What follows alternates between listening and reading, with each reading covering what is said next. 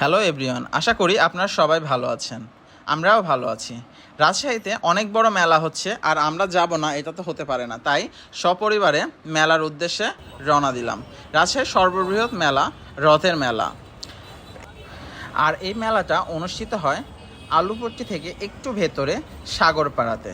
তো এই জন্য আমরা প্রথমে চলে আসছি আলুপট্টিতে। আমাদের বাসা থেকে আলুপট্টি একদম কাছে, সো আমরা প্রথমে আলুপট্টি মোড়ে চলে আসছি এবং এখানে রথটা দাঁড় করানো আছে। সো আমরা একটু রথটা দেখব এবং রথে প্রণাম করে আমরা মেলার উদ্দেশ্যে রওনা দিব। যেহেতু রথযাত্রার মেন উদ্দেশ্য, রথ দেখায় মেন উদ্দেশ্য, সো আমরা রথের কাছে আসবো এবং রথের কাছে এসে প্রণাম করে দেন আমরা মেলার এখানে রথের কাছে ছোটোখাটো দুই একটা দোকানও বসছে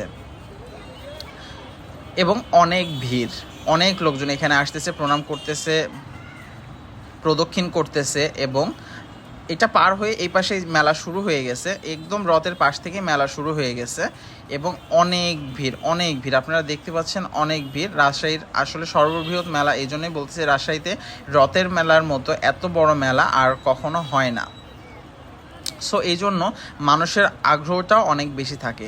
বিগত 2-3 বছরে হয় নাই, বাট এইবার আবার নতুন করে আয়োজন করেছে এই রথ মেলাটার এবং মানুষজনের উৎসাহের শেষ নেই মেলার উদ্দেশ্য।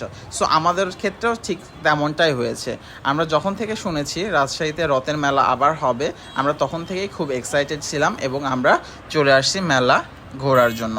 বাট যেহেতু মেলাটার রাস্তার দুই পাশে, সো রাস্তায় অনেক ভিড়, অনেক মানুষজন যেমন মেলা দেখতে আসছে, তেমনি পথযাত্রীদের আনাগোনাটাও ছিল অনেক। আর এর ওপরে গরম তো আছেই, তারপরেও মানুষের আনন্দ উল্লাসের চেয়ে বড় কিছু নেই।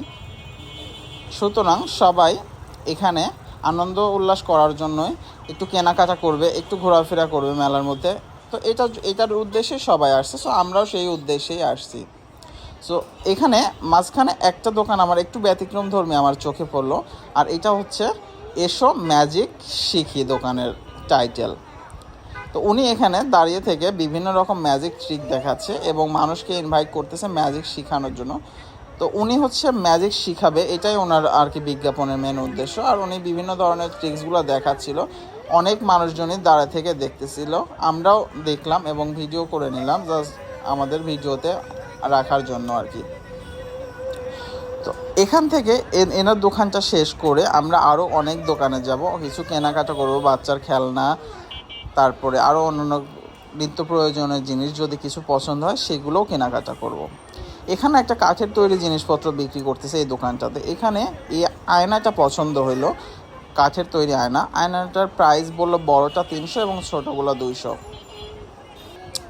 তো প্রাইস দেখে খুব একটা সুন্দর মনে হয়নি, বা ডিজাইন যে আহামরি খুব সুন্দর সেটাও ছিল না।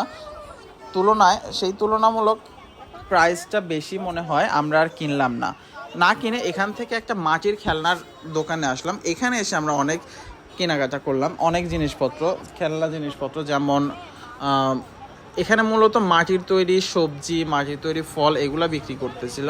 তো ওখান থেকে আমরা ভিডিওতে দেখাইছি অনেকগুলো আমরা জিনিস নিয়েছি, 10 টাকা পিস ছিল, প্রাইসটাও কম ছিল। আর আমরা প্রায় 20 পিসের মতো নিয়েছি ওখান থেকে ওগুলো নিয়ে আমরা চলে আসলাম একটা পানের দোকানে। পানগুলো খুব সুন্দর করে মশলা দিয়ে পান সাজিয়ে রাখছে। ওখান থেকে আমরা 2টো পান নিয়ে 2টো পান খেয়ে তারপরে আরেকটা দোকানে আসলাম এবং এই দোকানে এসে কিছু জিনিসপত্র দেখতেছিলাম। বাট এই জিনিসপত্র আমরা আগেই অলরেডি নিয়ে নিয়েছি, সুতরাং নতুন করে আর নেওয়ার কিছু নেই। এখান থেকে আমরা আর অতিরিক্ত গরমের কারণে আর বেশি সময় না ক্ষেপণ করে আমরা বাসায় চলে গেলাম।